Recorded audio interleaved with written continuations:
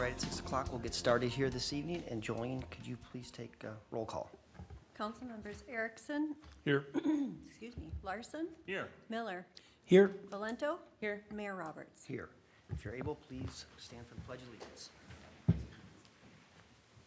I pledge allegiance to the flag of the United States of America and to the republic for which it stands, one nation, under God, indivisible, with liberty and justice for all.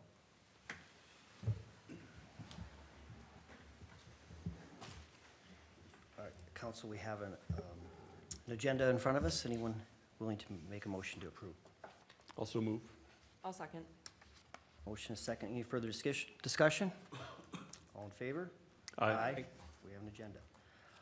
Awards and presentations, none this evening. Open forum. This is something we have at every meeting. It gives any one of the public a couple minutes to speak about any city issue. Please state your name and address when you come forward, and limit it to around 3 minutes.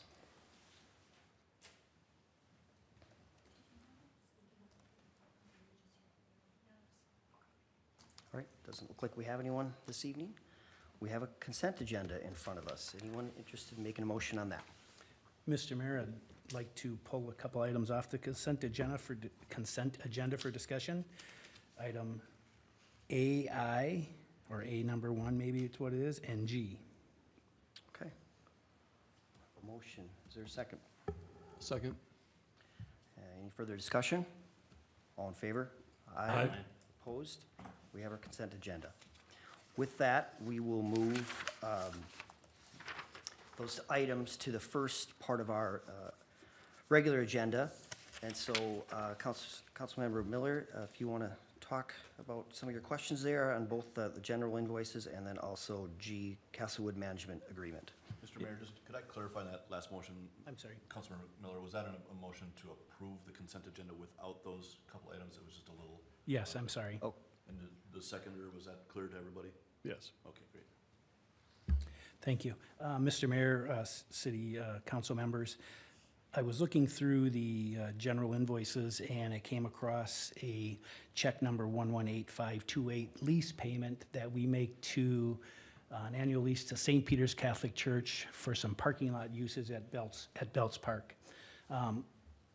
As I looked at that, I was kind of curious and wondering why we pay St. Peter's that much money for a parking area when we have plenty, I believe, parking on the street that's very well marked and painted off both around the two sides of the park. And I just thought it was something that, I'm not sure when this was put into place, but maybe the Parks Committee could review that lease and review that parking to see if that's something we really need to be spending $5,500 on. And I guess I'm throwing it out for discussion with you guys. go ahead, Council. Yeah, I think it was just last year we approved that. Okay, And it was long, the conversation had been long in the works. okay, And the reality is that people park there in the St. Peter's parking lot. And so there was just a lot of back and forth between the city and the church over there. And we came to an agreement where we'd have a formal agreement that would allow people to park and use the tennis courts, basketball courts, and facilities. And there was an annual payment and some plowing of a sidewalk as a part of that. yeah. So when I looked at it, it was hard for me to imagine people coming from that parking lot down to the park. There's really no walkway or sidewalk or path there. It looks to me like you have to go all the way down to the street, over and up the sidewalk. So again, I'm not sure if that's really a great access and It's the one that was happening though. yeah, It wasn't designed initially that way. Right. I think there's actually might be a better sidewalk there now with the redo of the basketball courts and tennis courts. There may or may not, I think there's a sidewalk along those courts now. yeah, I didn't notice, but it could have been there. Yeah. So any chance we should revisit it, or you think it's good the way it is?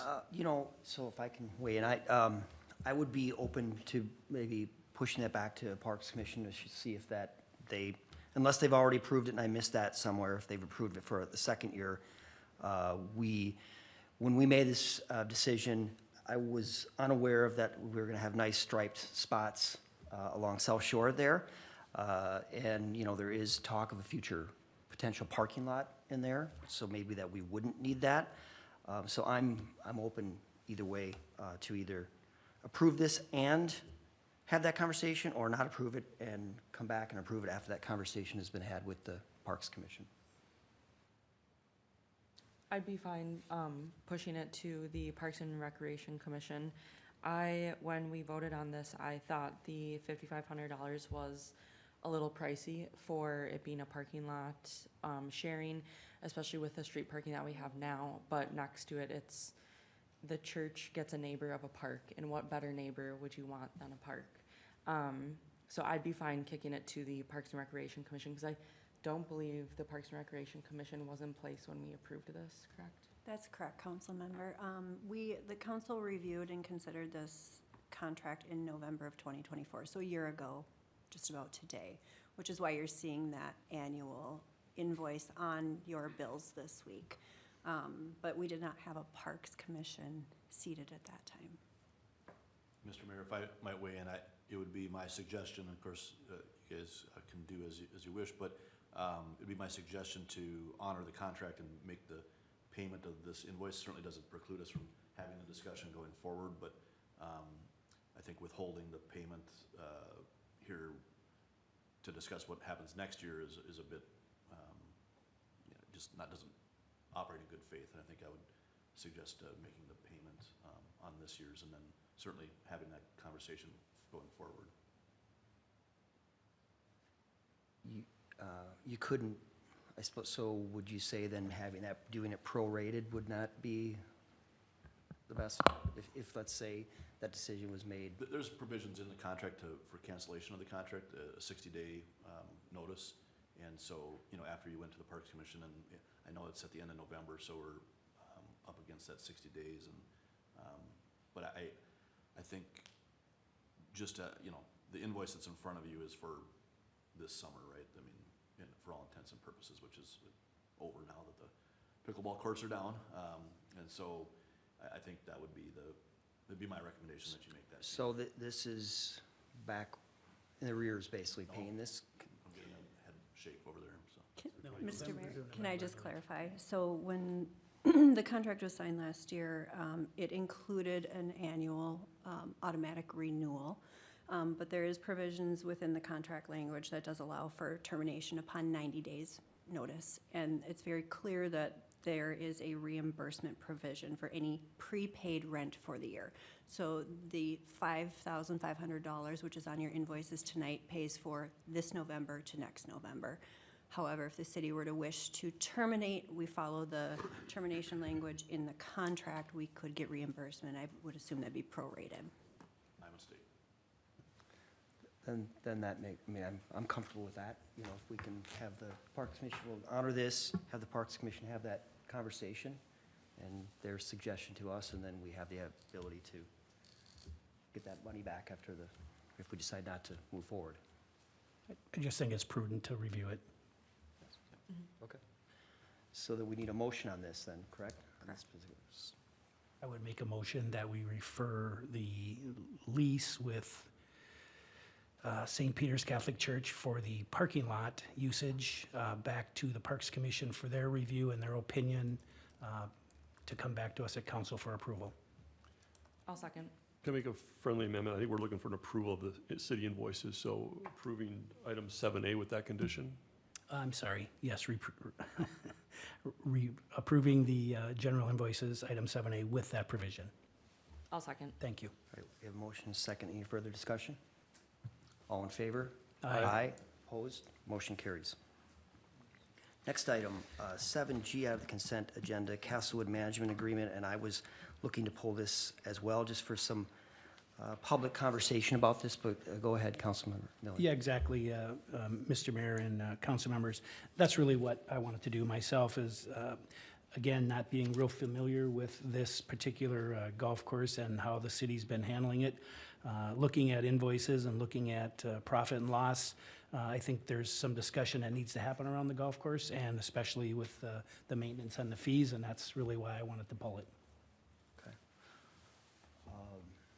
Mr. Mayor, I know Dave has some updated information on kind of where we're at for the year. Just background for the Castlewood agreement, I don't know if you read through the agreement at all. We hired this, or we have this agreement with the management group, and we guarantee them basically $50,000 by the end of the year.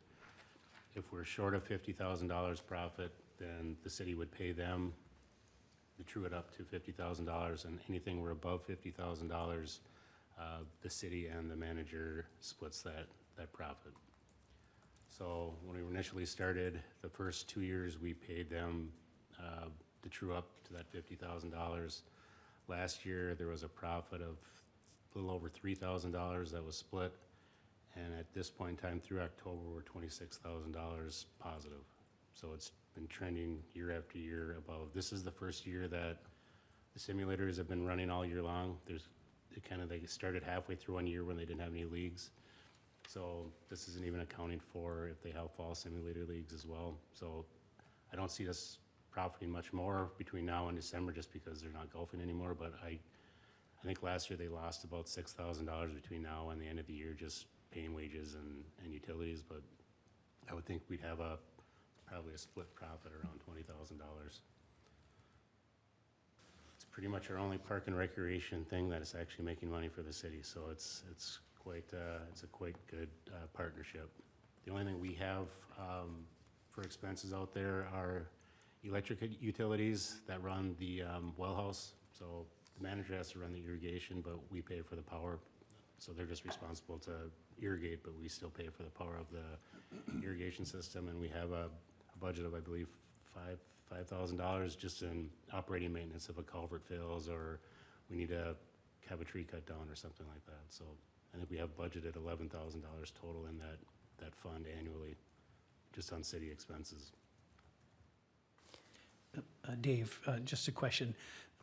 So in addition to that you mentioned with expenses, we have expenses when it comes to maintenance and repairs.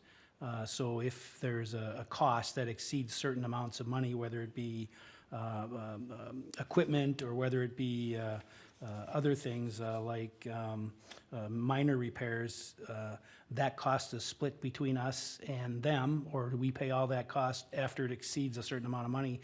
It sounds like they have to get approval over a certain amount of money, and Correct. then It would still show up in the P&L statement, but they just have, it's more to equipment, like say if a mower breaks and they say it's gonna cost $10,000 to repair, the city wants to look at that piece of equipment and verify that it's worth repairing, otherwise buying new, but it would still go on their P&L statement and we won't split that cost. It just, we have to explain, or they have to ask our permission basically to spend those dollars. Just like on irrigation, if there's a valve that goes wrong or a controller box that's that expensive, we just are asking that they run it by us first before they make those bigger purchases. but that would not affect our profit? It would affect our profit. Right, so if they spend $10,000, we would share in that cost, or it would be 10,000 off the total profit. Correct. So that 20 could be 10, as an example. Correct. Okay, that's what I wanted to make sure of. And yet, No, go ahead. The previous one was longer term. This is a 2-year contract, if I'm reading correctly, and when we met with the folks out there, I thought maybe they were talking about a 1-year based on potential retirement of the main interest in that business. Was there a reason, where do we land on 2 years? Historically, they've always wanted like 3-year contracts, and the city's always come back with a 1-year, maybe a 2-year, because they wanted to see how this kind of flushed out, but they're the ones who kind of agreed to this 2-year. I know one of the owners of Foursome has been talking about retiring from his 9-to-5 job. I think their investment group, or the Foursome group itself, I haven't heard that. They have 3 or 4 other golf courses that they manage, so I haven't heard that they're planning on getting out of the game anytime soon. So I think they didn't raise any flags about a 2-year deal, so I wouldn't have any concerns on it that way either. And then can you remind us of the number that we spent out there on some of the drainage issues this summer? Do you know that? Yep, Or ballpark? that was a CIP project for about $80,000. It expanded 2 greens, fixed one or two tee boxes and then fixed a bunch of drainage issues, running a bunch of drain tile and just making some of the playable areas more playable. It was well needed. There was some holes that were always underwater. Even if you got a half-inch of rain, they couldn't drive carts through it. So I think that was probably one of the first times we probably threw any money into that course for a lot of years, other than the clubhouse itself. But as far as the play area, it was a well-needed add. And then in the park rec meeting, I was watching it, and they were talking about whether or not the irrigation, we do something next year or wait, or that's still, we'd have to decide that next year once we get things fired back up. Yep, it's in the CIP for $900,000. That's the estimated cost to replace the entire irrigation system. The Parks Commission did not recommend that project go forward until an audit was done. So they directed staff to get a contractor out there to audit the entire system to see if, in fact, it is completely shot, or if some of it is salvageable, or there's different ways that could be fixed more or less expensively.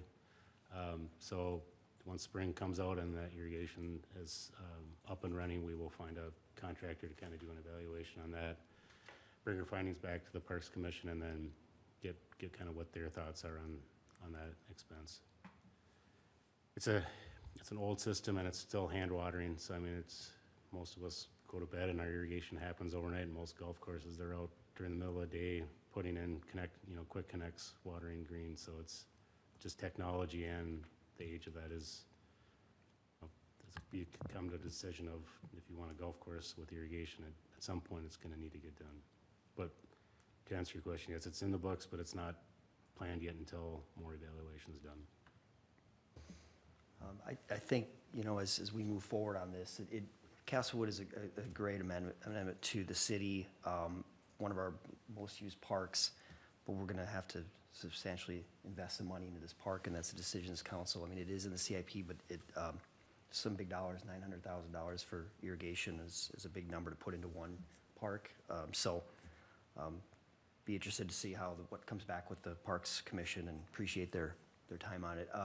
If the only thing I would like to see a little bit, and I brought this up to their attention when we went out there this summer, was that boulevard between the fenced area and 97 not being mowed on a regular basis. They mentioned it was because of the moisture and the amount of rain we received this summer, but even into the fall, when it did dry out, it just wasn't maintained or mowed like the rest of the golf course was.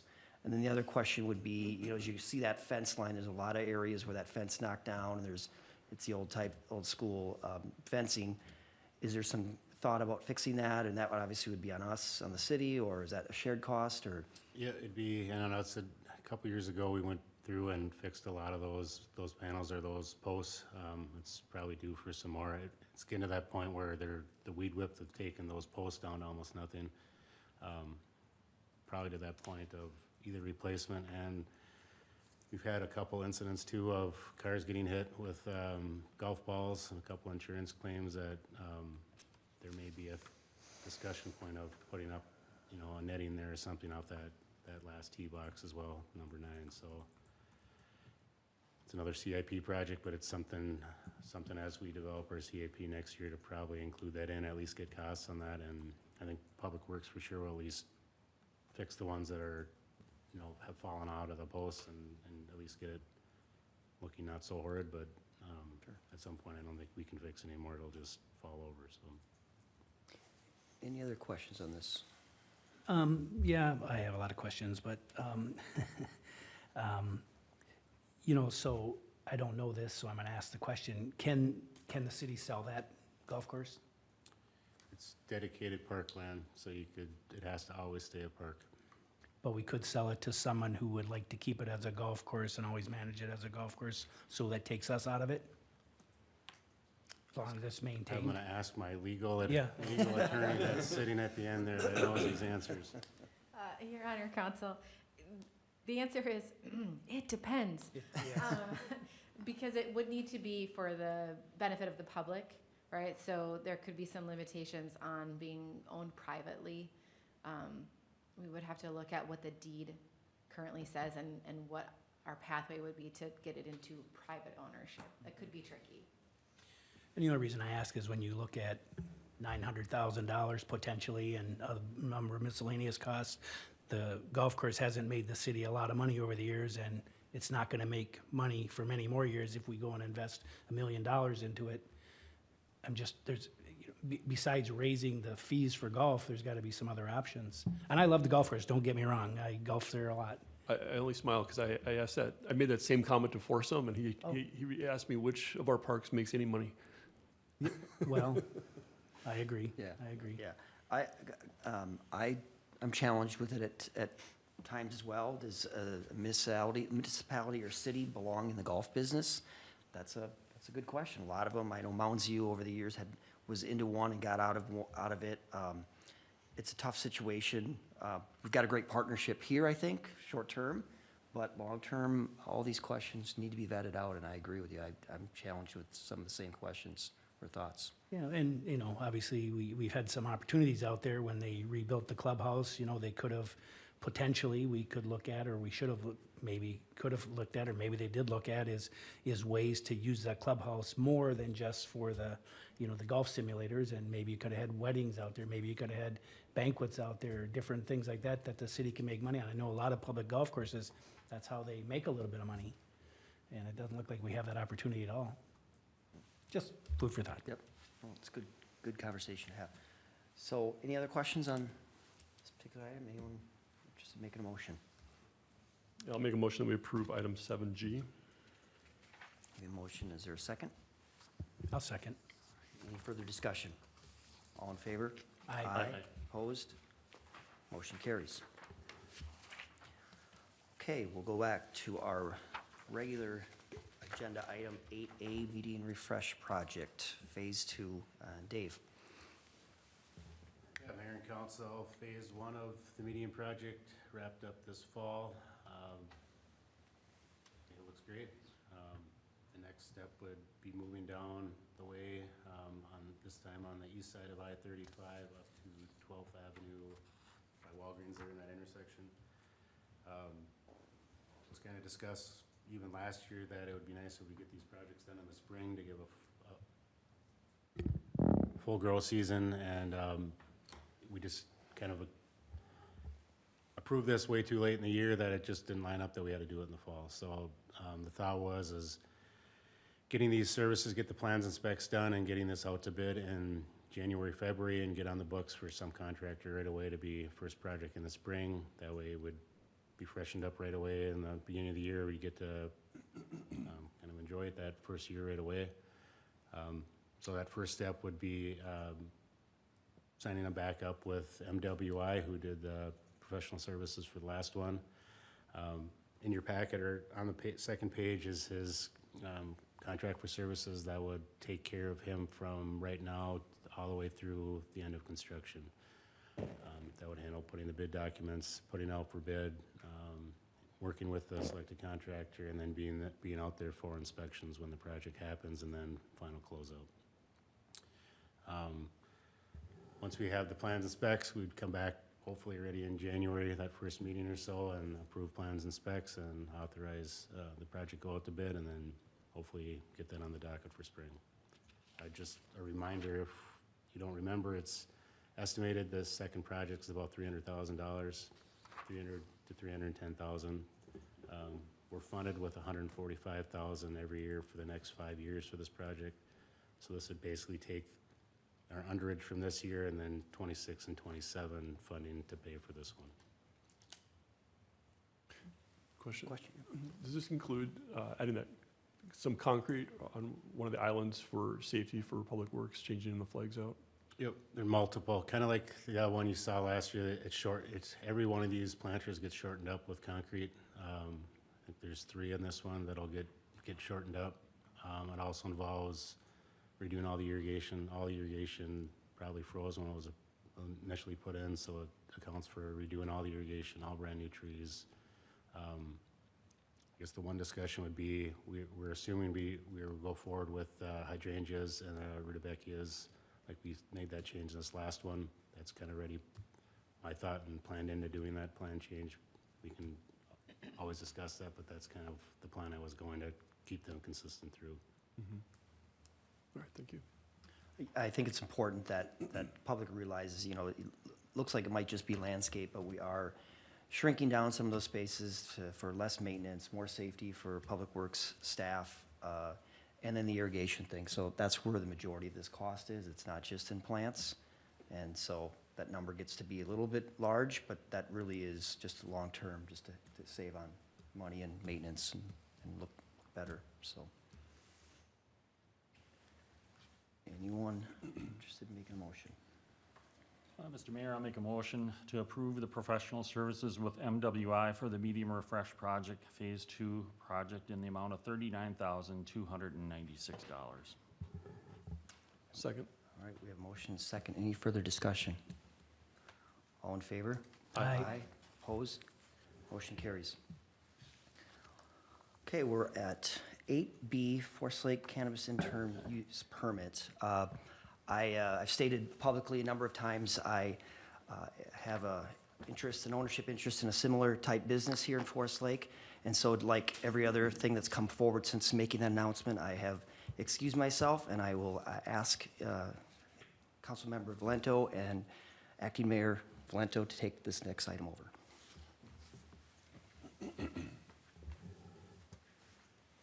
And we will take a few seconds for Mayor Roberts to step out of the room.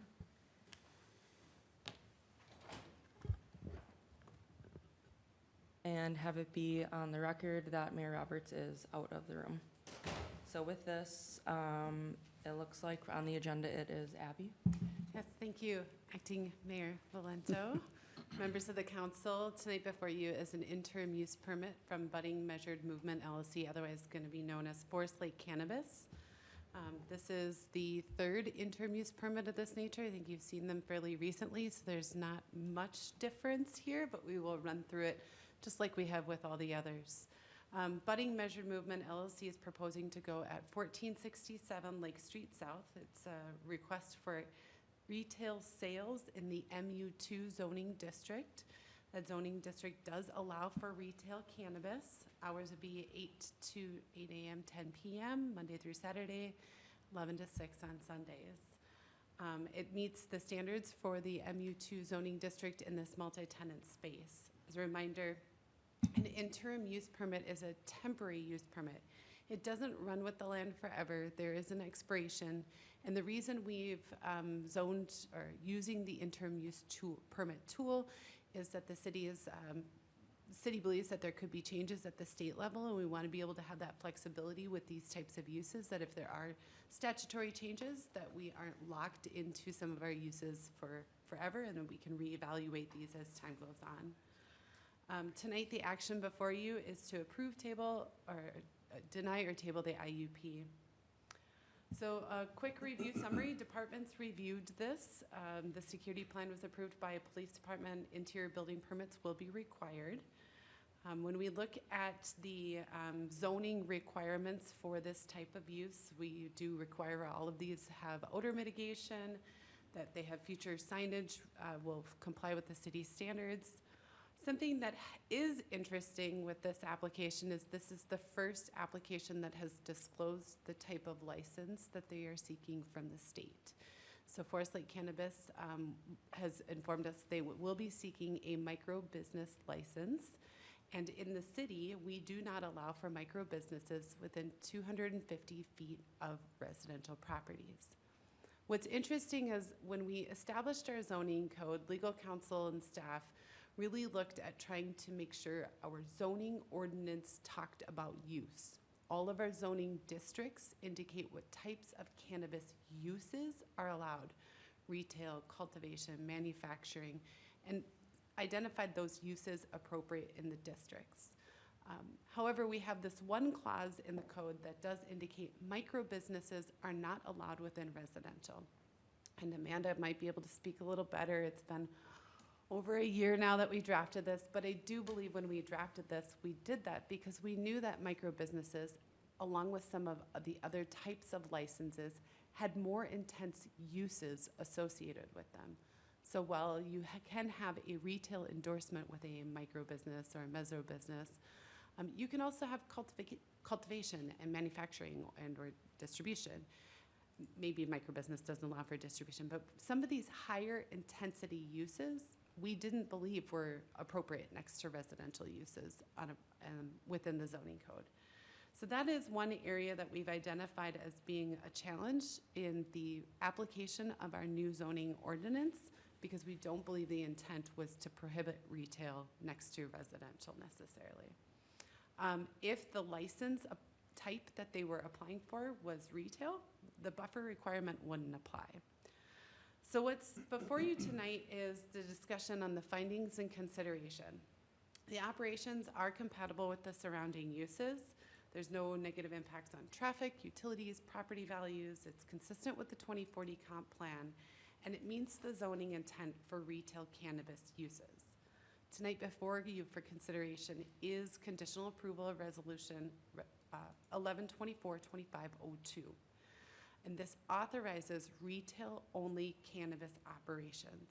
The IUP strictly states cultivation, manufacturing, processing, extraction, packaging, or other cannabis production activities would not be prohibited.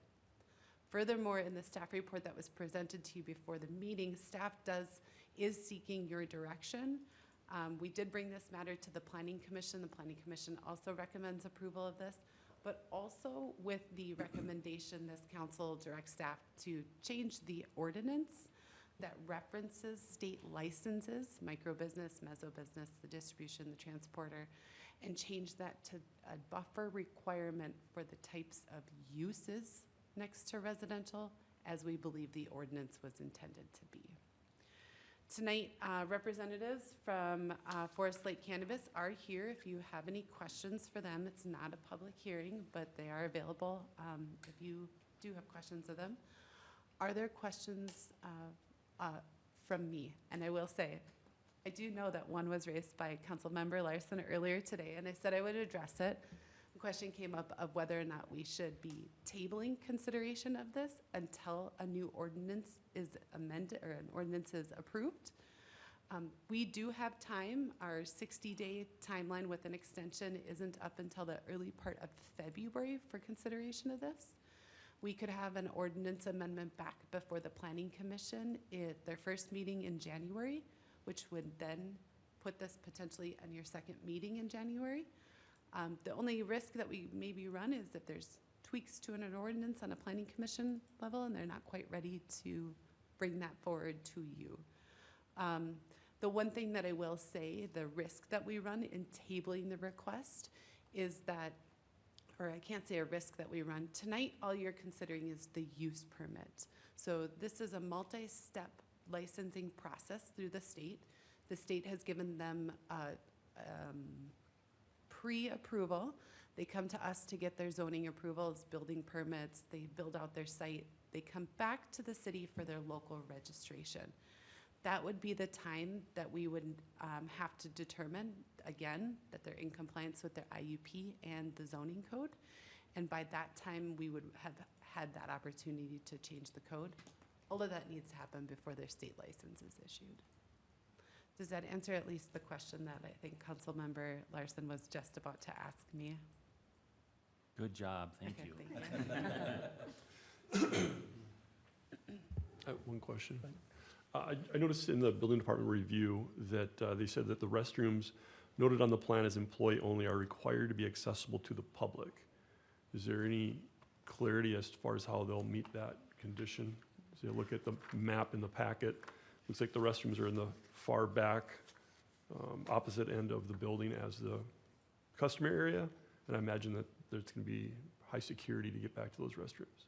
Yeah, they have not at this time, but building permits have not been submitted. So those plans that you took a look at were preliminary plans and can always get changed before the building permit is issued.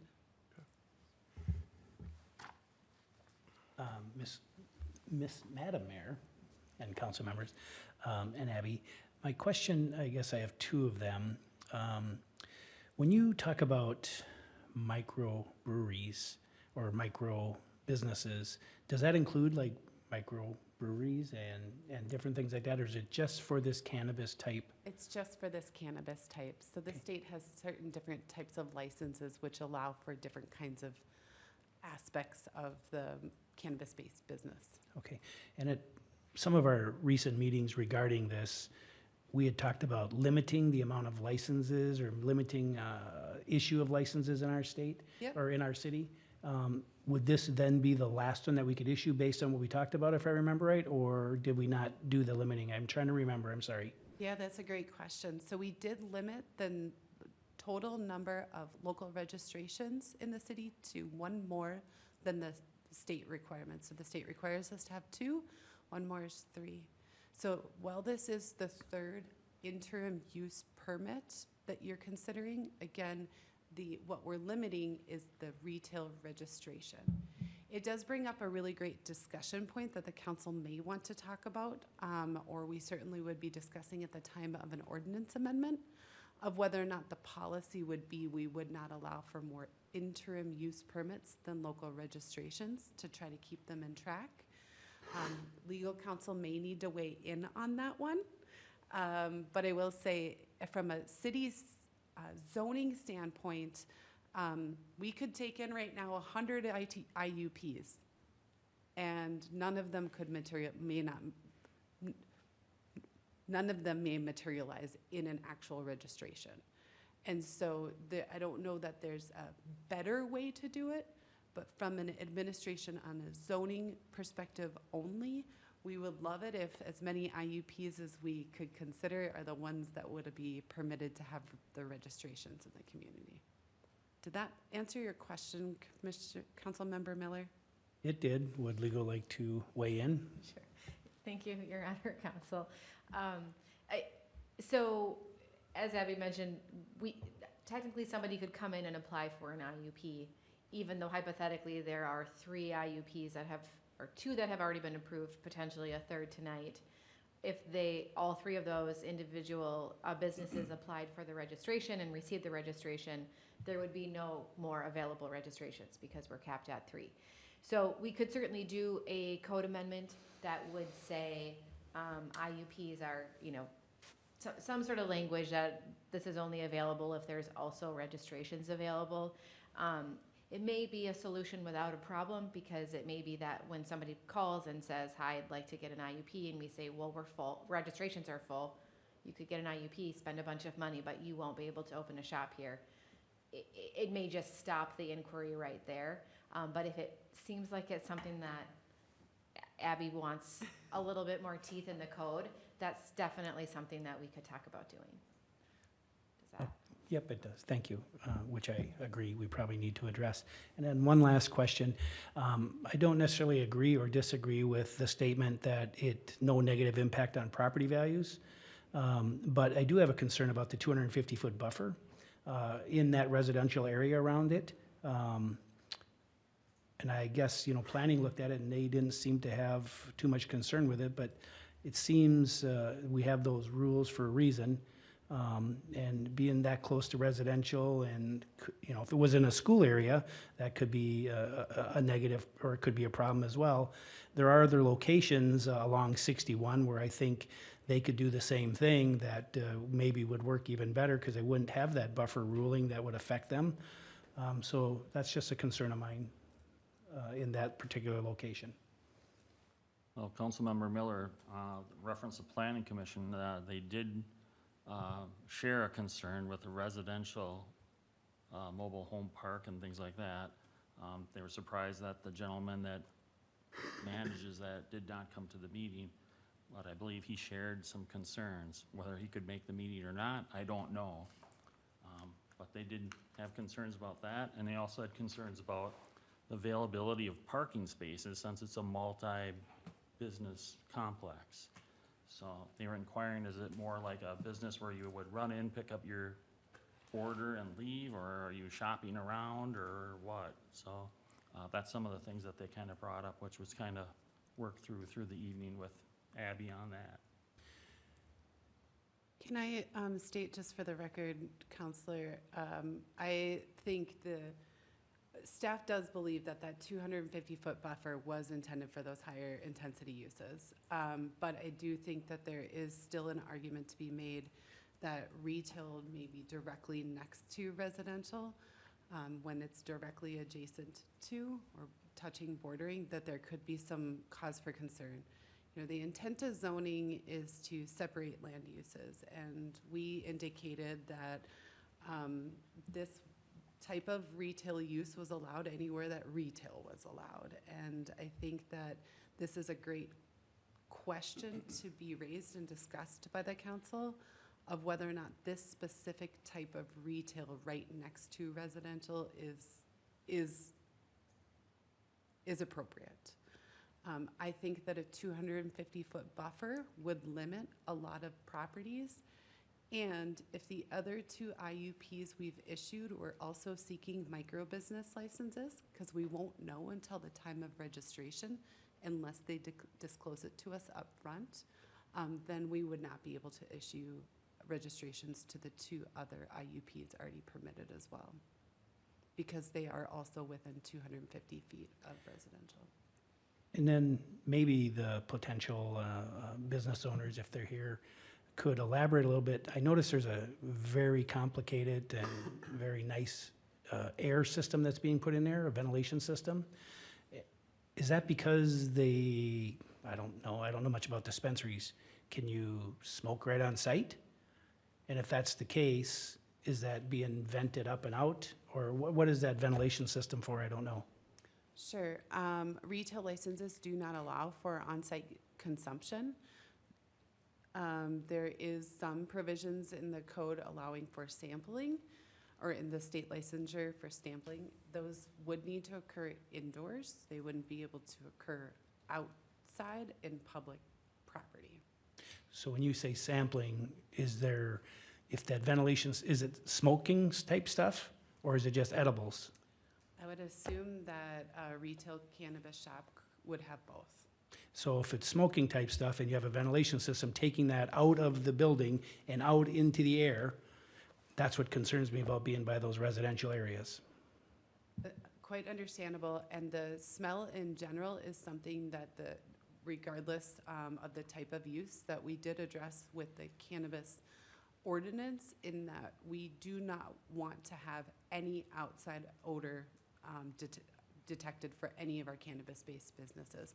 Hence why they're putting in these air filtration systems that's essentially putting out fresh air back out to not push those smells out. Does that make sense?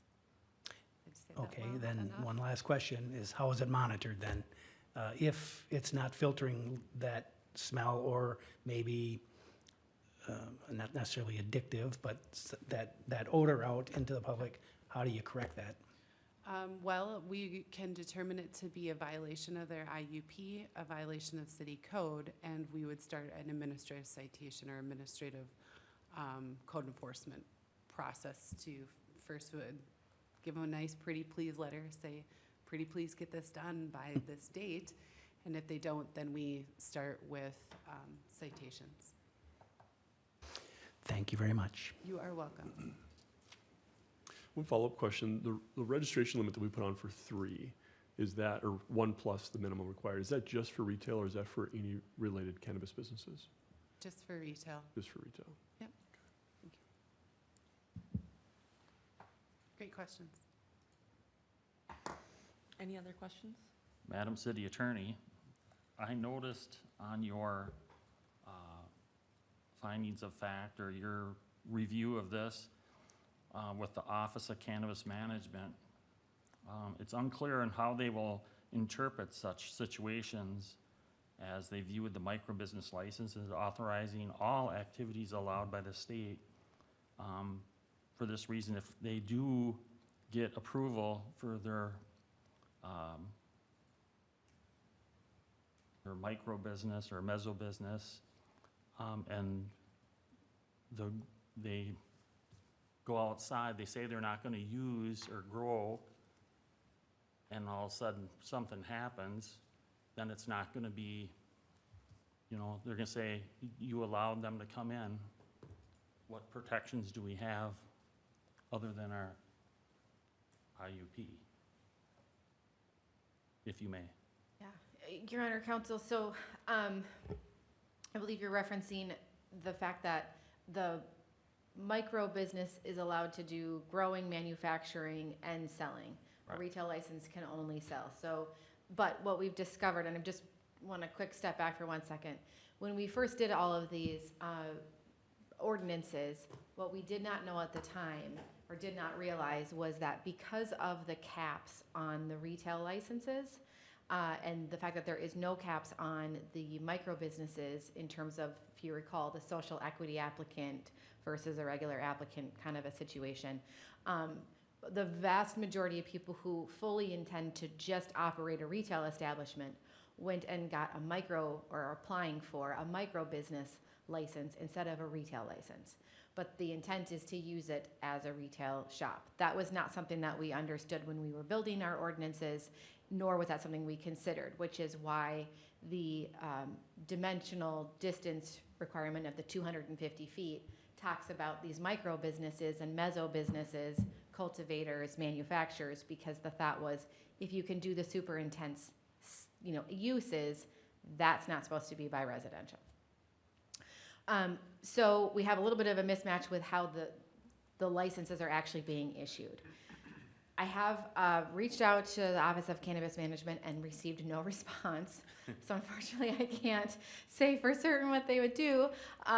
But my concern is that if we have approved a micro business license and our IUP says you can only do retail. We understand that the license says you get to do all these things, but we are saying your IUP, your interim use permit says you get to sell cannabis. You do not get to grow it. You do not get to manufacture it. And then the business says, great, okay, we're gonna sell. And a year from now or 2 years from now, whenever that might be, they start manufacturing on site or they start growing on site, and we say you're in violation of the IUP. We're going to potentially revoke your IUP and we're going to revoke your registration. Our authority under the statute to revoke a registration, we don't have any. We are allowed to suspend a registration for up to 30 days. And we must notify OCM that we've suspended a registration and we must give the reason why. So in the scenario that hypothetical example that I'm providing, we would say they're doing more than we are giving them permission to do.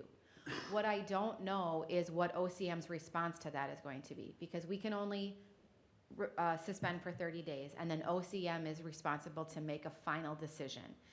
And it is possible, it is in the realm of possibility, that their reaction would be, well, you approved them with their license. It's a micro business. A micro business lets them do all of these things. You need to let them do all of those things.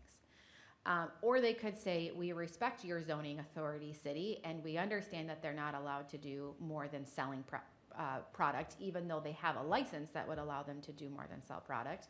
And so, yes, we agree the registration is revoked. Carry on. I have no way of knowing what they're going to do, and unfortunately, all interactions with OCM to date have not, I can't say, based on what we've experienced, it seems likely they'll head in this direction. It's kind of the Wild West still on that. Thank you. Madam Mayor and council members, I think we might want to consider, based on our earlier discussion, tabling this to get our ordinance and some of that stuff in better order before we approve this would be my recommendation.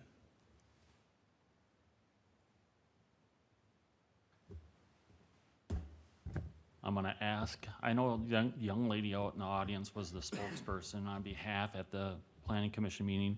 Would you mind stepping up to the podium, please, if you don't mind? Just state your name and, thank you.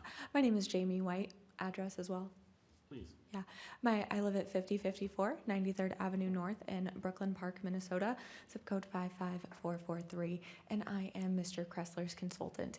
He does send his apologies. He wanted to be here tonight, but he has two daughters. One is 3 and one is 4 months, and he got called into dad duty, so he does apologize. I do have a prepared statement that I'd like to read, and then I will be more than happy to answer your concerns from the knowledge that I have being on the other side of the room. So, Budding Measured Movement, LLC does seek an interim use permit to operate a cannabis retail use at 1467 Lake Street South, within an existing multi-tenant retail building in the general mixed-use district. The company is owned by Mr. Jeff Kressler, a Minnesota-raised recent father of two, who has long aspired to responsibly operate his own cannabis retail business that is compliant, secure, and community-minded. The proposed operation is retail sales only within an approximately 2,100 square foot tenant space. No cultivation, manufacturing, processing, or production activities are proposed or will occur on site. That the use aligns with the city's framework for cannabis retail in the MU2 of an IUP, and this site plan involves only minor interior improvements. Exterior conditions will remain unchanged. The applicant has been pre-approved by the State Office of Cannabis Management for a micro business license. The multi-tenant plaza provides shared customer parking and separate rear employee parking. No adverse parking impacts are expected on our end. The applicant will observe retail hours compliant with city standards, Monday through Saturday, 8 a.m. to 10 p.m. and Sunday, 11 to 6. Deliveries will be managed discreetly and in accordance with state and local rules. A comprehensive security plan has been reviewed by the police chief, who reported no operational security concerns. Odor will be managed through enhanced HVAC filtration systems to ensure no detectable odor at the property line or adjacent tenant spaces. The applicant accepts city review of odor controls as a condition of approval and will implement improvements if needed. No exterior site work is proposed. As stated, the applicant will obtain all required building, plumbing, mechanical, electrical, fire, signage, and any SAC or other determinations or permits prior to occupancy and operation.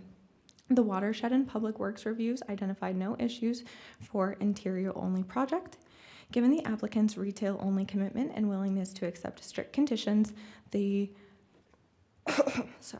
that prohibit any non-retail use of the micro-business license at this site, we respectfully request that the Council recommend approval of our IUP subject to standard cannabis retail conditions that include retail-only operations, ongoing compliance with state licensure and city registration, police-approved security, odor control meeting city standards, adherence to hours, signage review, and all permitting. Annual review/renewal of mechanisms typical of cannabis IUPs. This approach advances the city's policies goals for safe, orderly retail while honoring the applicant's state licensing status. Now, I would like to say I've heard your concerns concerning the micro business license with the ability to grow, cultivate, anything like that. And there has been a lot of misunderstanding on what we can actually do. Our license allows us to apply for those uses. It is not an automatic availability. We can't apply for a retail use within a city, get approved, and then begin to grow a year later. We would have to write an entire plan of record for that. We would have to go through a city process again and receive local approval before the state would even look at our plan and come and inspect for a grow operation. So that is not something that you can just do. It is something that you still have to follow the state's process and receive approval. Even on the retail side, like you were saying, our bathrooms are a concern. Those are very preliminary because we have a lease, but we have not even taken over the space entirely yet, being that we have not received local approval. And after we would receive local approval, if that's something that we're capable of doing, the state would have to come out and we would have to comply with everything, as well as they'd look over our permits and make sure that we're compliant on a city and a state level. I know a lot of people are very concerned with what the state is not communicating, and that is why we try our very best to communicate with the councils for what is not being informed, so that we can help you guys understand that we want to partner with your communities and be a compliant business, not, oh, the state says this, you have to do it. That's definitely not our intention, and Mr. Kressler just wants to be a nice family man, provide money for his daughters, and, be a part of a community. So I guess a quick question would be, so you're stretching it to go to that micro business thing, why not just have a retail store? Your license? Under the licensing, just a retail license versus going to the micro. As your attorney stated, not a lot of retail licenses were available.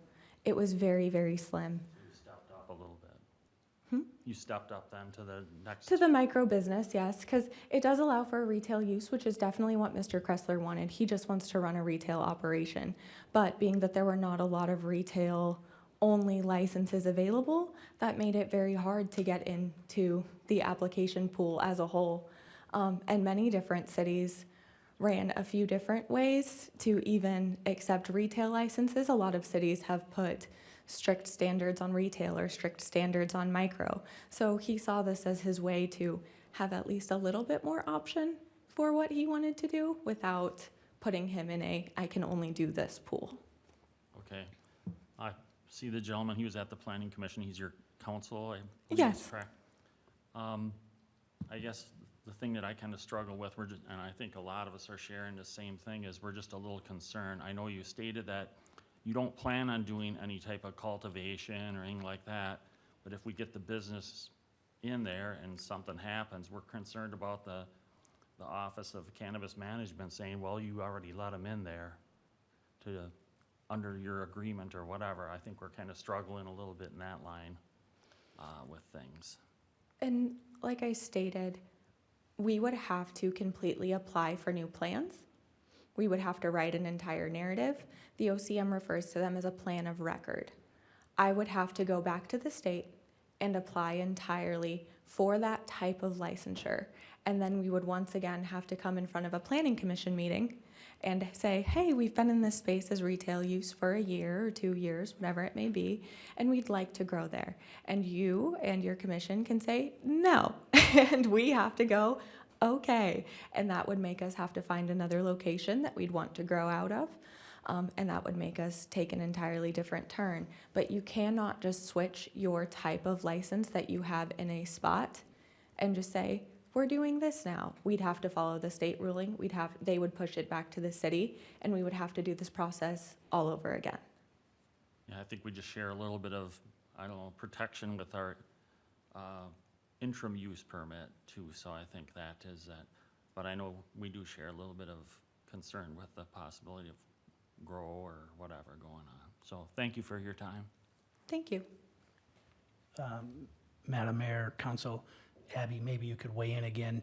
You had mentioned because of this license application, we should really revisit some of our interim use ordinances and things like that, and maybe make some changes. If we don't do that before we approve this, does that affect this in the future, or are they under the old rules then, or do we have to do something in advance before we'd approve this? So the interim use permit is memorializing the use, and the use is retail. At the time of the local cannabis registration, if our ordinance has not changed, we lawfully cannot approve their local registration. So we'd have to change that first. We would have to change that first.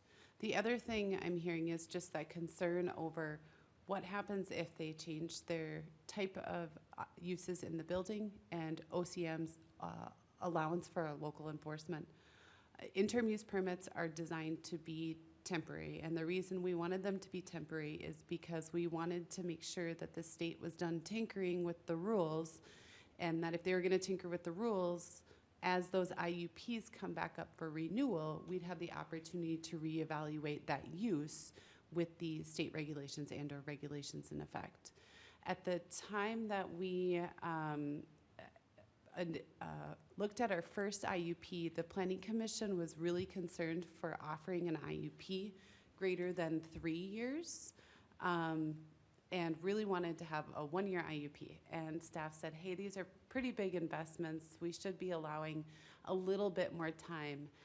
The Planning Commission made the recommendation in the first application for a 3-year IUP, and the council opted to go with 5, recognizing that each business has some pretty significant investment, and to allow them to have some assurances that, you know, their business wasn't going to have to change within the first 5 years. Another opportunity with the IUP is setting that end specific timeline. Right now, the resolution before you is consistent with the other IUPs, that it is 5 years. You could also have that opportunity tonight to not grant it for as much time as the other ones in the past, recognizing that there could be greater limitations in the future. I do believe we should be changing that ordinance as soon as we can, if we would still like to allow for retail uses near residential, teasing that apart from that micro business license, the buffer from the license. That is something I would recommend that we do regardless of what we do with any other sections of the code.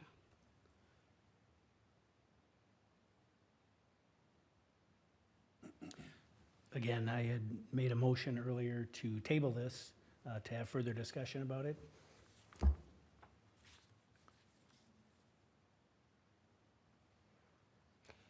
Can we continue without changing it right away or not? If I'm hearing you correctly, Abby, if we were to approve this IUP as staff has recommended, and we move forward with modifying the policies, the ordinance, anything that we approve tonight, correct me if I'm wrong, would fall under the updated ordinance, correct? Their use would stand, it's at the time of their local registration is when we'd be reevaluating for its final conformity with the code. Ideally, what we would do is we would take out that reference to the micro business license with the buffer distance from the residential uses. And we would say, hey, we want to have some buffers from residential uses, specifically these types of uses, cultivation, manufacturing, and really removing the word micro business from the city code. So approving this IUP doesn't lock us into anything because we're still going to go through the registration process. Correct. Okay. As so long as we would, one, change the code. What it would do is it would give them a false hope tonight, and if we didn't change the code, they make their investments and come back through local registration, then we'd be denying it at that point. And I don't think that that's necessarily fair to the applicant. No. I hear Commissioner Miller say he made a motion. I didn't quite hear the motion, but I heard he say making a motion.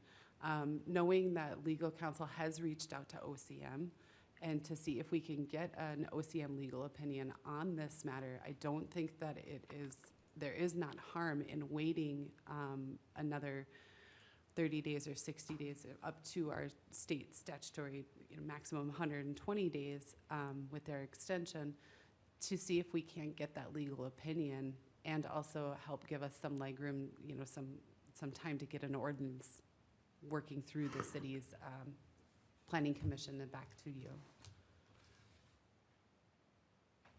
Is that acceptable?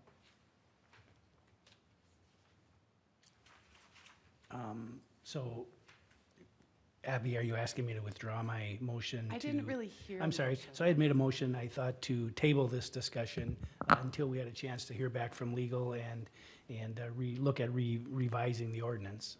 Councilmember Miller, if I Yes. may, Madam I'm sorry. Mayor.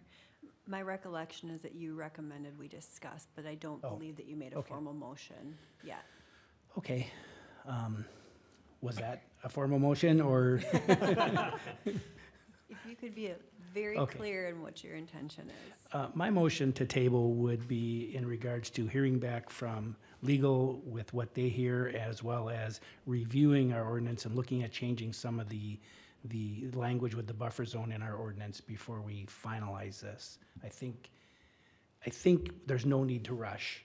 I'm very pro-business. I want to help everybody in the business, in the community, do as much things as they can in our city, but I also want to get it right, and I don't want to deal with maybe things that change at the state, and then we've locked ourselves into something that we can't maybe change. So Yep. my opinion would be just to hold out a little bit. There is a motion. Is there a second? I would second that. Any discussion? Can I ask for a point of clarification?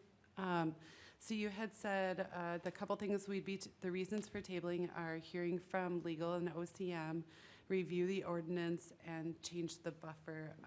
Staff would just maybe be seeking some direction on that buffer. There was some discussion about the 250 feet from residential, but then there was also some early conversation about this particular retail shop right next to residential. And I would really like to know if the council has an opinion of whether or not you would like to have an increased retail distance from residential. or at a buffer distance from residential. We're Good question. talking about two things, I think. One is a buffer by just straight line, but also adjoining properties is the secondary thing.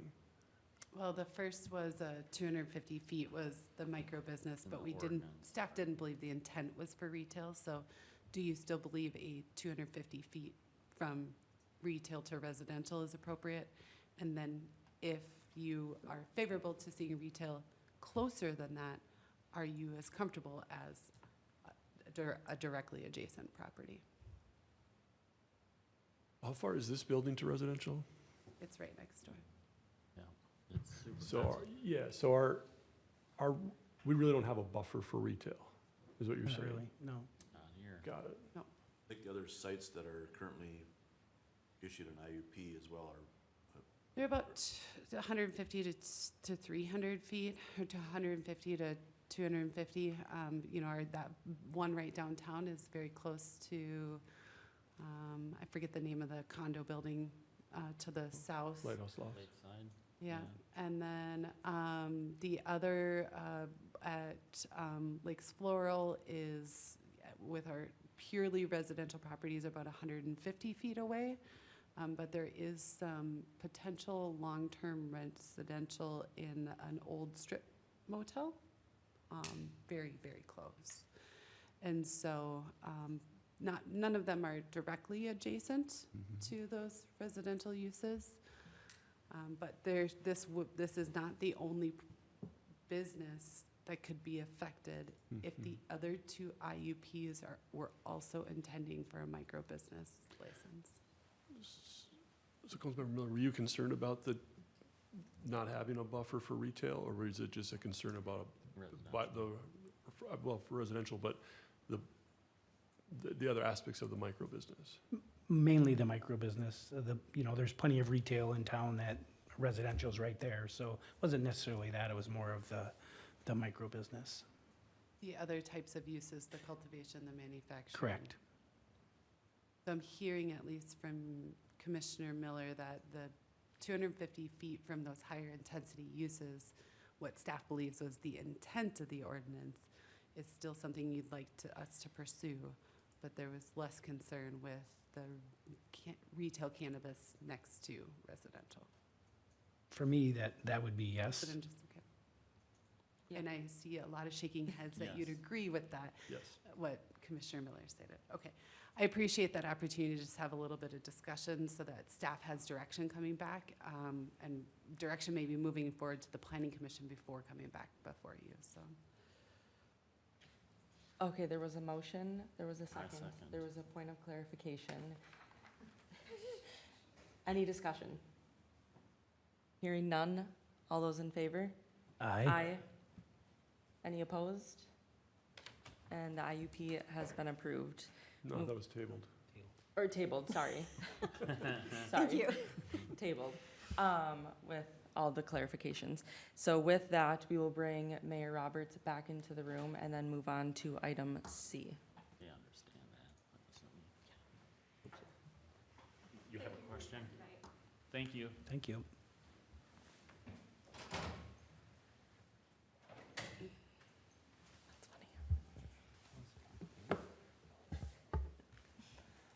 All right, we are at item AC, resolution regarding the Med Council statement, and Abby. Thank you, Mayor Roberts. Members of the council, at your workshop last week, I brought forth to you the 2040 system statement. So as a reminder, the Met Council has this every 10-year planning process. Throughout the process, they end up issuing us their system statement, and that system statement is the document that says, hey, Forest Lake, here's how you need to, here's some things you need to consider and put into your comp plan to make sure your comp plan aligns with the Imagine 2040 plan. So there were 3 areas that the council and staff talked about at the last meeting. One was the city's community classification as suburban edge. as a reminder, the Met Council is proposing to change our density requirement from 3 units per acre to 3.5 units per acre. So I have discussed all of these things with Met Council staff. And one of the things that Met Council staff has said is, if you don't like 3.5 units per acre, what would you change in the, you have to have a specific thing. And staff's specific amendment request that I'm proposing is not that we would change our number necessarily, though we'd like that number to be reduced down. It is the lowest in the urban service area density. So what I'm asking the council to consider in the resolution is to ask the Met Council to memorialize the density flexibilities,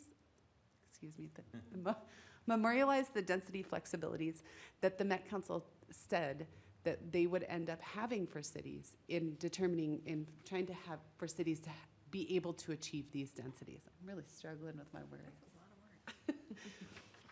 So what staff is specifically outlining in the exhibit is that we would request that the Met Council look to memorialize land areas for storm ponds, be that they're in outlot or easement, and then also their maintenance access needs. Additionally, land areas required for reasonably sized roadways.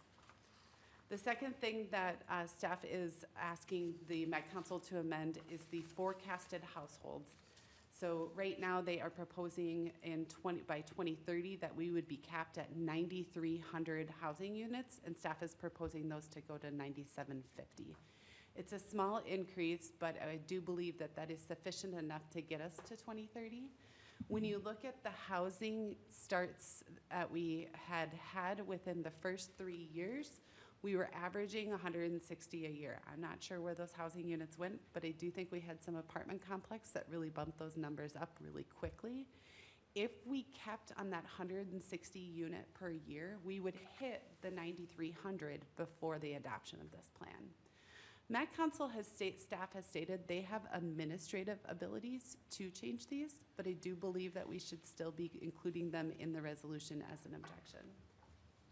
And then lastly, the resolution also objects to the affordable housing calculation, not just our total number, 600 units, but also the allocation or the bands of affordability. As a reminder, most of the units that they're stating the city would need to produce are within the 30 to 50% AMI, the like kind of deeply affordable housing. I do include in my staff report some analysis of how those numbers get developed. And in talking with the Met Council staff, these are very much a math equation. They take our future households and they take our future households and the total developable land area in the metro, and they say, okay, city A, B, C, D, here's your number. They just slightly, our number did get adjusted down slightly to 600. They've also just asked us not necessarily that we meet this requirement in the next 10 years, but that we just show that we're guiding the land area for that. So when you look at our land guidance area, staff is very confident that we're going to be able to guide the acreage to show that we have land sufficient to accommodate the affordable housing calculation assigned to the city of Forest Lake. Staff in the resolution still states the objection to the affordable housing allocation, but does not request a change. Specifically, if our forecasted households go up, our allocation number goes up. So I say, hey, while you're considering our forecasted households to go up, let's not change those affordable housing allocations. I don't know that that will be the circumstance. So tonight before you is a resolution, 1124-2506. It was slightly amended from the packet. There's one on the dais before you, because not only does it object to those three things, but it does request a hearing with the Met Council's Land Use Advisory Committee. The resolution that was before you in the packet said the advisory committee or an administrative law judge. In consultation with our legal counsel, we believe it would be better suited in front of their land use advisory committee. If the council approves this tonight, I'll send it over to the Met Council this evening. Today is the last day we could submit this and request a hearing. There is always the opportunity for staff and the Met Council to work out these issues before going to a hearing. But this definitely puts them on notice that we want to advocate for ourselves in these ways, and we're willing to have that hearing. If the council approves this tonight, that hearing would be scheduled within 60 days. So with just the turn of after the new year, I'd imagine we'd be having that hearing, and within 30 days after that, be going back to the formal Met Council for their consideration of amendments. Any questions? I feel like I'm talking a lot tonight, That's Mayor. fine. Mr. Mayor, council members. Abby, could you remind me again, was there some sort of penalty that the Met Council can levy against the city or put against the city if we don't hit those numbers? Not with our affordable housing allocations, but with our housing density, yes. Met Council is our sewer authority, and if our developments aren't in line with the densities called for in the comp plan, and we are not keeping up with the minimum density requirement of our community classification, the Met Council can reject connections to the sewer system. So increasing that number might not, even though we feel confident we'll hit those numbers, might not be in our benefit. The housing forecasts aren't something we have to hit. I Oh, should have said that. that's what I'm asking, yeah. I should have said that. Our density requirements, how many units per acre, Okay, on each individual piece of property in each future land use in the city. So okay. those we have to hit, the forecasts we don't have to hit, the future allocations we don't have to hit. Okay. In fact, the the forecasts could change even, just as they said, they're willing to administratively change those even in a year from now. If all of a sudden we got a boom or things just slam to a halt, those are ways that they administratively can improve that. So those are conversations we'll be having over the next probably couple weeks with the Met Council before the hearing to see if we can get those forecasted numbers bumped up a little bit higher. The last thing we want, though, is our forecast number being at 9,300. And if interest rates turn around, if a few of these plats that we've been in conversations with, one piece of property sells, those numbers could really we could exceed that pretty significantly. And we can't exceed our forecasted numbers without going through a Met Council comp plan amendment. So that's the fear, is that I'd want to start a little higher if we could. Also looking just at what it seems like we could do for growth over this first 10-year period. Thank you. Any other questions? I just have one comment. On the Exhibit A, the second paragraph, 7 lines down, so the sentence says, as a result, we are building neighborhoods with lots with small front and rear years. Is that the correct language? No. Or should it be yards? It should be yards. Thank you Okay. very much for pointing that out. That's the only thing I have. Anyone interested in making a motion? I appreciate staff's work on this. This is very important. Yeah, thank you for crafting this. And this puts them on notice, and we want to be good partners, but these three things here are very important for us to point out when moving forward in this new comp plan. So I'll make a motion to approve Resolution 1124-0506, a resolution objecting the Metropolitan Council's Imagine 2050 City of Forest Lake System Statement and requesting a hearing. Is there a Second. motion, a second? Any further discussion? All in favor? Aye. Opposed? Motion carries. Next item, 8D franchise fees, and Mark. Yeah, Mr. Mayor and Council, this item is in front of you again simply because we erroneously left out a corresponding franchise fee for Connexus Energy territory. So the city is served by two different power companies when it comes to electricity. So we have an Excel territory and a Connexus Energy territory. If we're gonna add franchise fees or change the franchise fees, I should say, on one of those utilities, we have to do it for the other one as well.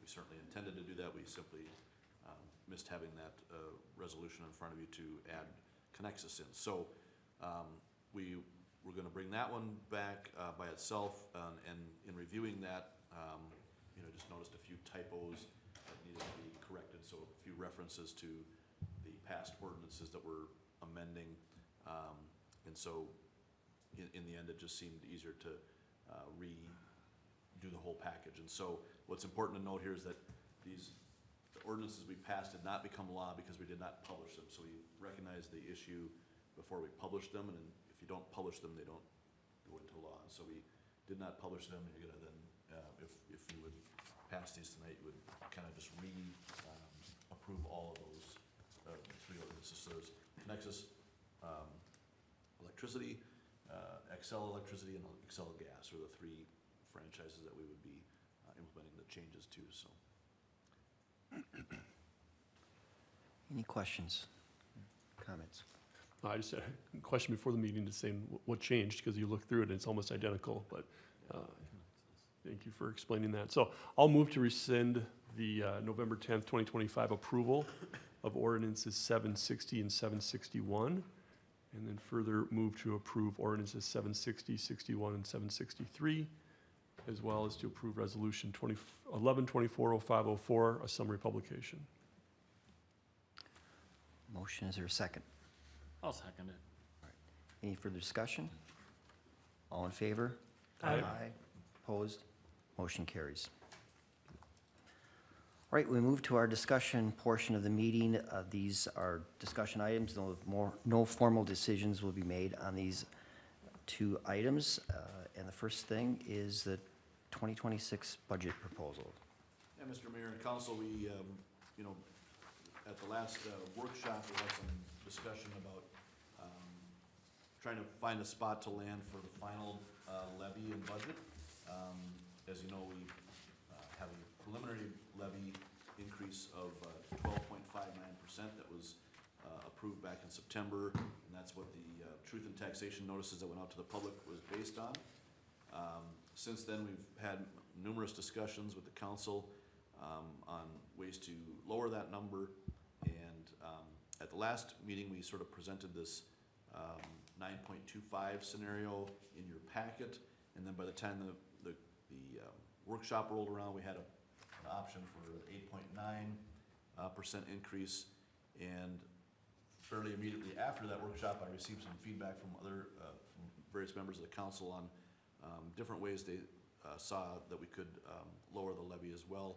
And so I wanted to coalesce all that into one document here, and Ellie's done a nice job of sort of graphically doing that in front of you. You have a little cheat sheet here that shows you the various budget scenarios. Again, all of those are sort of up for debate.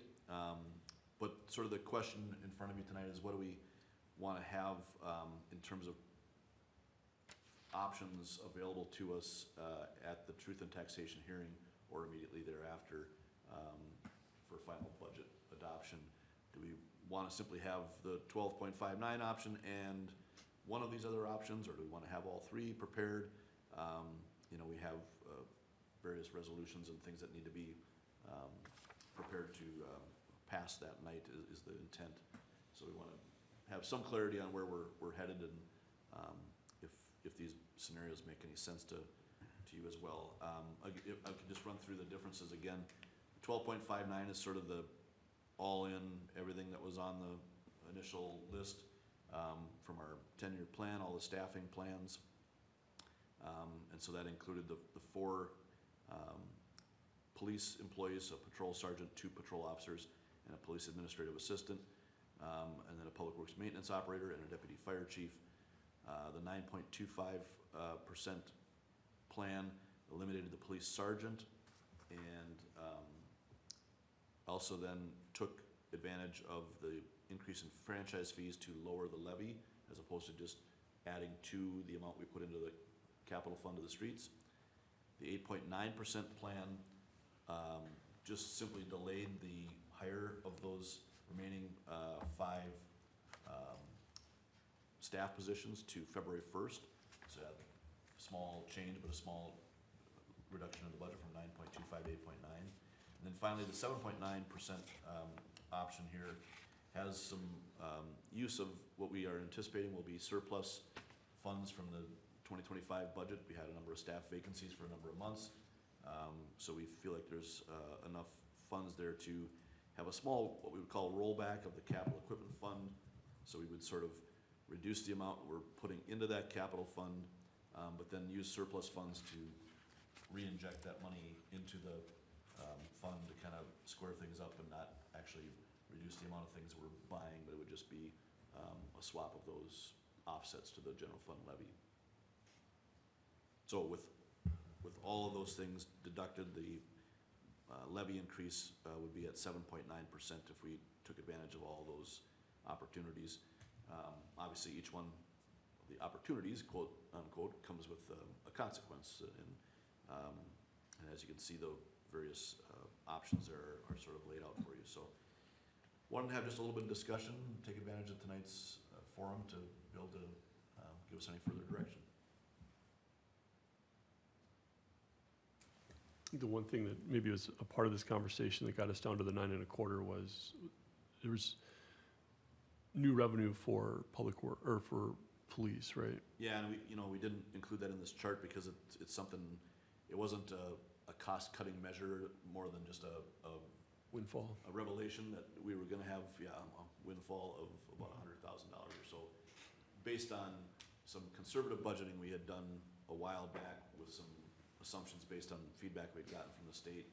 The state kind of finally came out with their numbers, and it was much better than they had been telling us, and so that was kind of a no-brainer.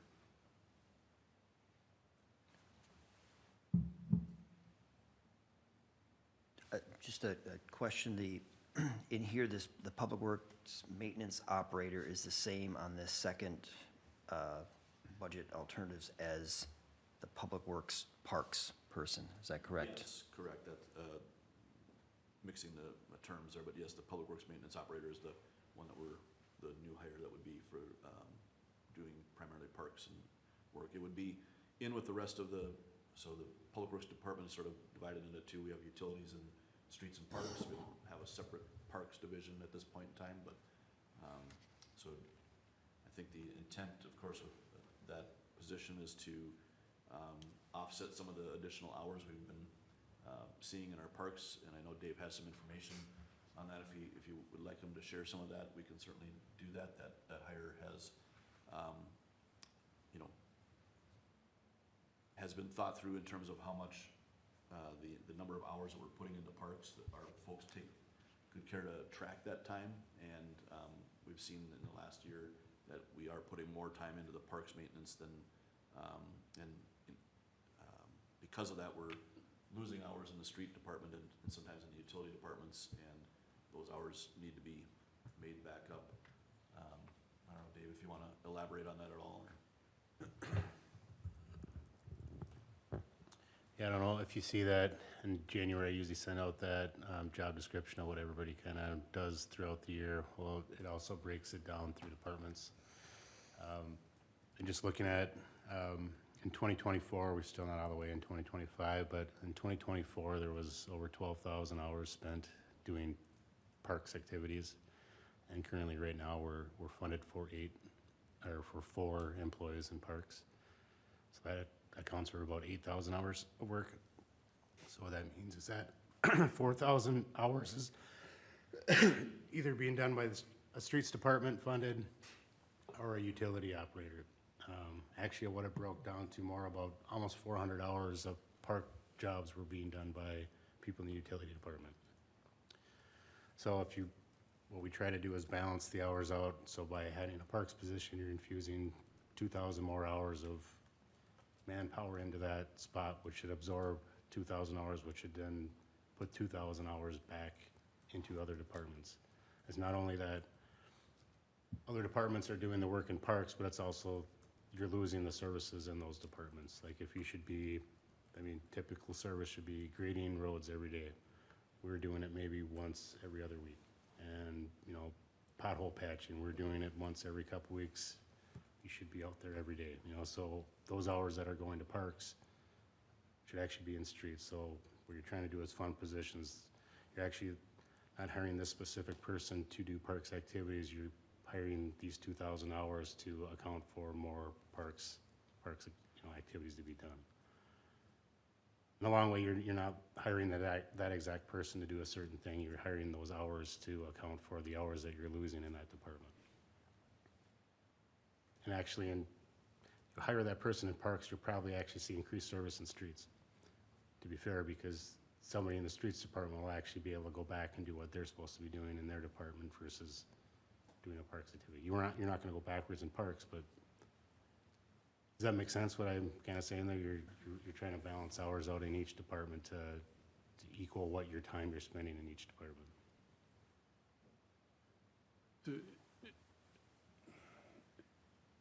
Is there, so it sounds like, correct me if I'm wrong, it sounds like we're giving a lot of weight to parks to the detriment of our streets or utilities. Am I tracking you? The most, there's, I should zoom in, it depends, I mean, just the count of, between parks is by far the highest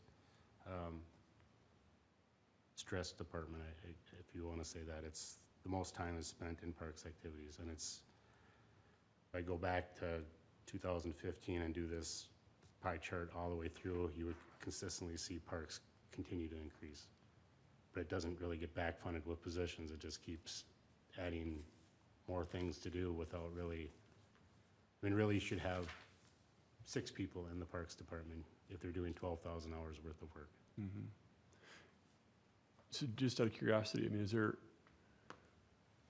is there an avenue to draw back or claw back some of the level of service in streets to, or not streets, but parks? I mean, I'm just trying to reconcile, like, if we hired these people for these hours in these departments, you know, we're cheating in one area to accomplish, you know, something else in parks.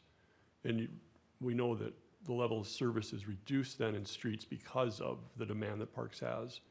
I mean, are we aligning our level of service accordingly?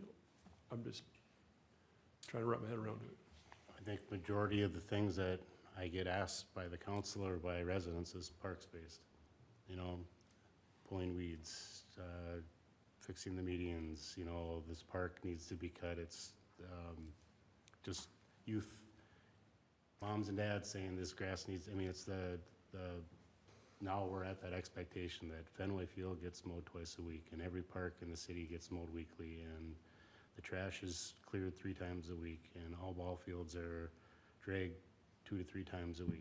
You know, it's that expectation that as soon as you keep building it, you don't, unless we make an announcement and say, hey, we're not gonna do this anymore. I mean, that's kind of the assumed level of service that we do now.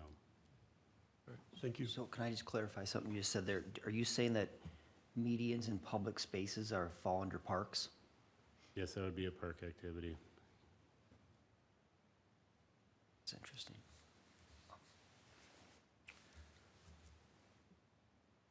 Any other questions on that in particular, on that position?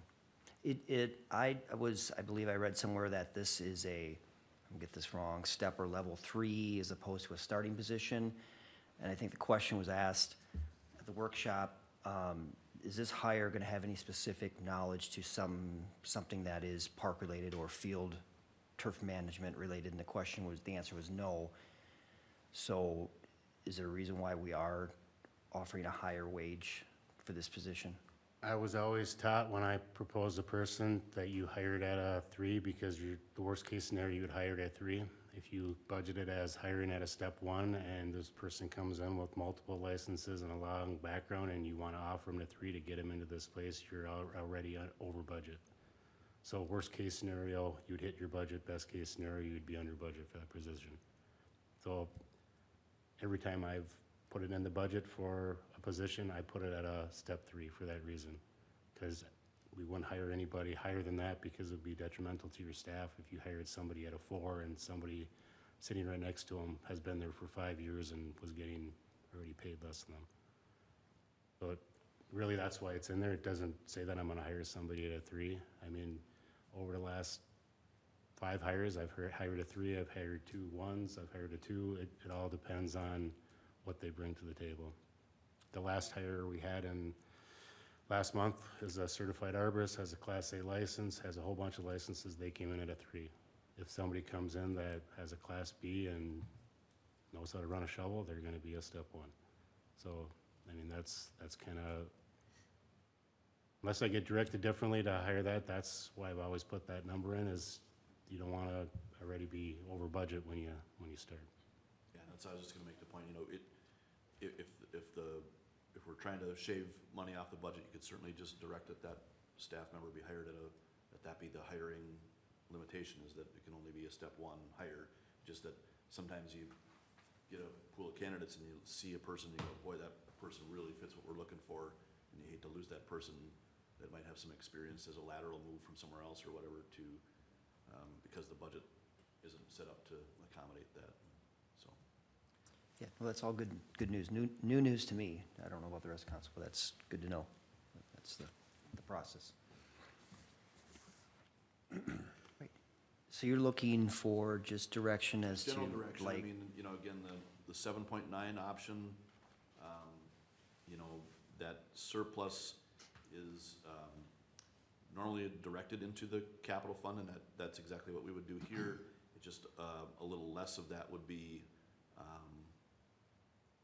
realized in that fund, right? Because we'd be lowering the contribution from the general fund.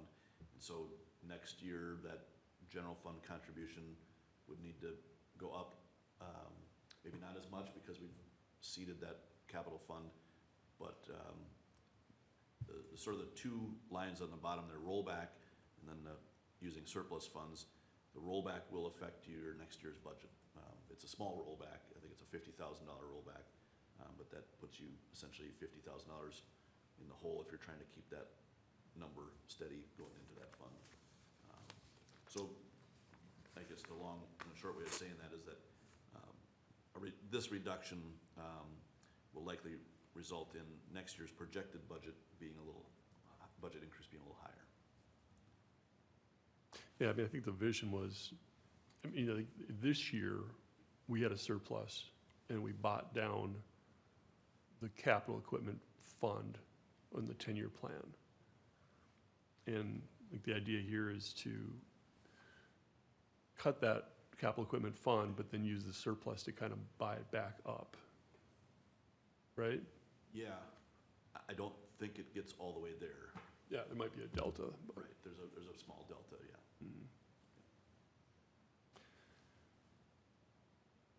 yeah, I mean, I you know, I think we've done a heck of a lot of work to get to below 8, compared to where we started, and hopefully those who may come out in December to hear more about where we're at will appreciate the work that everybody in this room has done. So appreciate staff's hard work on it. I agree. I think if, you know, presenting all this on the 8th for those, and I hope that as many people are able to can attend on the 8th to speak their mind on this, to present this and kind of show how we've backed this down, would be good to prove that we have really listened to the public, and that we're working real hard to try to get this as reasonable as possible and still keep services at a high level and bring on some positions that we're in need of. The city's been in need of for years. And I'll just make a comment, as I researched the property tax levies, preliminary tax levies throughout all the counties in Minnesota, and even in the cities. The average in the counties right now is 8.1 increase, and the average in the cities is 8.7 increase. So I'm really impressed with how we've whittled this down to from where we started to where we're at today. And I think this is a great piece, by the way. So the intent would be then if the general consensus was that these options are all palatable to us, that we would bring that piece there for both the 12.59% sort of so people can see what the preliminary budget lays out, and then we would bring a piece like that shows the 7.9%. I believe that's the one, the scenario that you guys have in the packet there, so. Correct. And then throughout the presentation, we will also walk through where we started the year at, and then prior to actually getting into it, we will walk through, here's what we started at, and then here's where we're at, so that people then they can see that this wasn't just something that we're like, oh, here's what we're gonna do, and here's what we're moving forward with, but we will actually walk through. There'll be a lot of repeated information at that Truth and Taxation meeting, so I will apologize for that in advance. You'll see the same charts you've seen 47 times, but just so that then people can start to see that reoccurring document, and they can start to see the repeating changes that we were making to bring that down. Great, I appreciate your work, Ally, on this, and rest of staff, so, thanks. Discussion item 9B, 2026 city meeting calendar. Jolene. Thank you, Mr. Mayor, members of council. Thanks to this not being an election year for us, we have a little bit more flexibility with looking at what our meeting schedule is going to look like for 2026. Generally, we would bring forward a recommendation for a meeting calendar adoption at our first meeting in January, but because we are not dealing with a change in council, and we're going to have some stability, I would like to have some discussion about what we would like to do moving into 2026 for our meetings. If you recall, in July, we made an amendment to our meeting calendar. We changed our regular city council meeting times and our city council workshops to all be a 6 p.m. start. We also changed our planning commission to be a 6 p.m. start. And EDA meetings were moved from the first council meeting, the second Monday of the month preceding the council meeting to the first Monday of the month, so that they had their standalone day, so the EDA could have more time to work through meeting items. So I'm just looking for some council discussion and direction on where we'd like to go for 2026. If council's comfortable with keeping our meeting start times at 6 p.m. for those meeting groups. If council would like to consider moving all of our meetings to a 6 p.m. start time just for consistency across the board, or if council would prefer to move back to a 7 p.m. start time. I would vote no on that. Or we could start at 4 p.m. We could throw that out there too. So, any questions for me? Otherwise, I'd like to hear your discussion, your thoughts on where we go for our 2026 meetings. Council, any I thoughts? really like the 6 o'clock start time. Yep, me too. I'm comfortable with it. And I wouldn't mind seeing the EDA move to 6 o'clock as well, just for consistency. Yeah, I would agree on that. I don't know if the Parks Commission, if we would have to check with them to make sure that there was an issue, because they're the other one that's at 5:30? They are. I'm happy to do a poll with those meeting groups, and then to bring that recommendation to the council. I do know that there have been a couple occasions with the Parks group where members have said, oh, I thought we started at 6, so they showed up late or didn't make the meeting at all. So I think having these staggered start times has led to a little bit of confusion with meeting groups, and generally consistency is key, so. And currently, is the Airport Commission, is that at 6 o'clock? It is at It 6 is. o'clock. Okay. I'm not sure if we can necessarily dictate the EDA's time, or if they would need to decide that themselves. But certainly we could, Chair, I think, Chair can probably bring that forward. Yeah, we can bring that up on next Monday night. Oh, I think that makes sense if the commissions are agreeable, for the most part. I think it makes sense to do everything at 6 o'clock. It's, we've got a closed session yet tonight, so if this was at 7 o'clock, we'd be a whole nother hour later, and so I think the 6 o'clock move has been beneficial for council and staff. Great, thank you. Okay, we will move into staff updates, and we'll start with Ellie. The only update I have is that on December 8th, we will have our Truth and Taxation meeting. All of my contact information is available on the website. Feel free to reach out if you have any additional questions prior to that, or if you have anything else you'd like to add. Feel free to reach out. Thank you. Ryan? Mayor, City Council, no updates unless you have any questions. Questions of Ryan? Ryan, do you want to just update people on Eureka, where we're at with that project? Yep. So you might have seen some equipment stored out there or dropped off today. They're waiting on some correspondence from the geotechnical sub-consultant, and once we know a real schedule, we'll then get some message boards set up and let the public know when we will be starting that. The decision has been made that they're going to allow them to place a surcharge with road closures in place so they can go faster, but they'll reopen it each night. So we've already coordinated and communicated that with the City of Columbus and some members here in the city. So But more information to come on that when that actual start date will occur. Just to be clear, that those road closures would just be for about, what did they say, maybe 2.5 weeks worth of work. Again, kind of a 9 to 4 type of closure and reopening it each evening so that traffic can get through at night. Not to mention, my understanding is some savings without having to have flaggers there, so some financial gains, savings as well. That has been the conversation as well. Jolene? Thank you, Mr. Mayor. On your consent agenda this evening, you approve the hire of our new deputy city clerk, and he happens to be in our audience Okay. tonight. I'm hoping we didn't scare him off. So this is Kyle. We're excited to bring him on board. He'll be coming on board on December 9th, so we'll be seeing more of him as we go forward.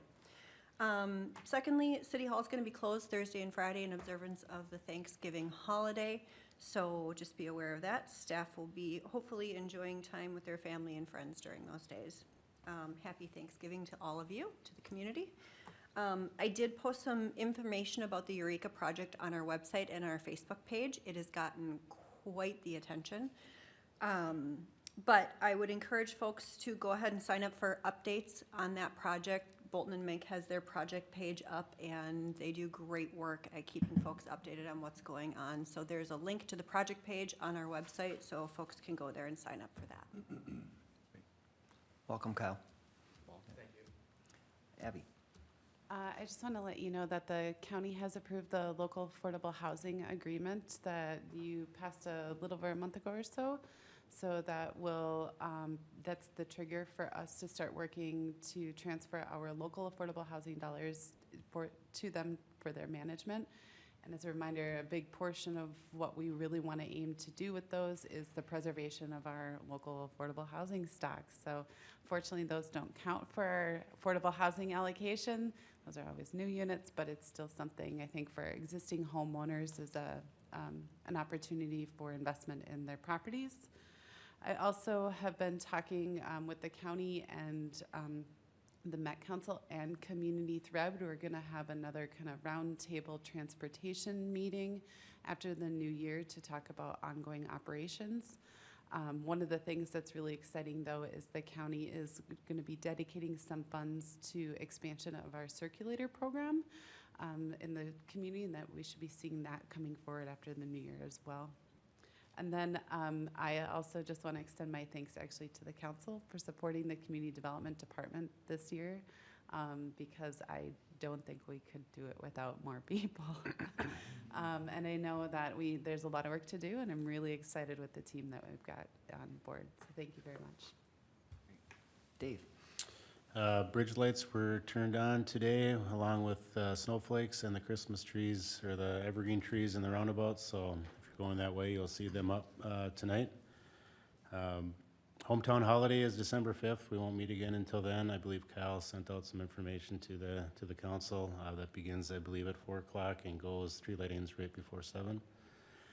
And I was just watching the computer, and we just got in our first winter weather advisory for tomorrow night, so the time is here. So just want to tell everybody to drive safe. Just because you took the road yesterday at 85 doesn't mean you can probably take it Wednesday morning at 85. That's all the updates I have. Thank you. Chief Peterson? Hopefully, nobody's going 85 miles an hour, but mayor and city council members, no updates from Captain Hanegraaff or myself. Great, thanks. Amanda, anything? Yeah, Council, I just have one that I thought you might like to know. So if you recall, you earlier this year passed ordinance regarding Bitcoin kiosks, largely due to the work of Detective Nathan Olstad. And at the beginning of this month, a woman was coerced to remove $17,000 from her bank account. She attempted to deposit the money at the Bitcoin kiosks that did not exist in the city because of what you passed. And so eventually she got frustrated, realized that maybe she was being scammed, went back to her bank, deposited the $17,000 back into her bank, and then went to the police department, I believe the very next morning, realizing something wasn't right, wanting to talk to somebody. So on behalf of your community, thank you for passing that ordinance. It obviously made the difference in at least this woman's life. So there you go. Just a quick question on that. How many, so if I remember correctly, they got, I don't know, in violation of whatever, then they was taken away. Have we removed any? Yeah, we removed since? all of them. So none. There's So none in the everybody city. either couldn't become a licensed operator because they had massive amounts of fraud, or ultimately decided that the cost or the administration was not something they wanted to monkey with. And so either through one of those two ways, all 4 kiosks have been removed in the city. That's great. We handle it without being heavy-handed and let them make that decision. So thank you for Nate's work on that and your work. on that. Yeah. So, Mark? I can't top that one, that was a pretty good one. We do have the Airport Commission meeting on December 3rd, 6 o'clock, right here. And number of agenda items, including the grant that we, MnDOT made us aware that we're in line for now to extend the taxiway and runway. So a big item to discuss there. So aside from that, I think that's all the updates I have. Councilmember Miller? 2 things. Dave, I would like to say, as I drove through town today, I'll look even better tonight, so thank you for all your hard work. The city already looks really nice for the holidays coming up. Second one would be the school board update. Some of you have probably heard that one of the school board members has resigned. There's been a lot of controversy. They're trying to appoint a replacement. They've now divided into 2 committees, and on December 3rd, they'll go and appoint 2 more potential people to be on the school board, and hopefully by either the 3rd or the 4th, they'll have the new school board member appointed if they can agree. Thanks. Councilmember Valento? Just a happy Thanksgiving to everyone, and I appreciate everyone's hard work on the budget and everything you do for the city. That's it. Councilmember Erickson? Yeah, I noticed the lights when I came from my office tonight, and they look great, so thank you for that, and no further updates. Councilmember Larson? I have nothing further. Thank you. I don't have anything either, other than just to wish everyone a happy Thanksgiving. So we are going to, someone needs to make a motion to go into closed session. I move to close the meeting pursuant to Minnesota Statute Section 13D03, Subdivision 1B, for the purpose of labor negotiation strategy. The closed session will be held in the Forest Lake Conference Room and will commence immediately. Once the closed session is completed, the City Council will reconvene the regular meeting in council chambers, and as there are no other items on the agenda, we'll adjourn the meeting. We have a motion. Is there a second? I'll second it. Any further discussion? All in favor? Aye. Opposed? We're in closed session.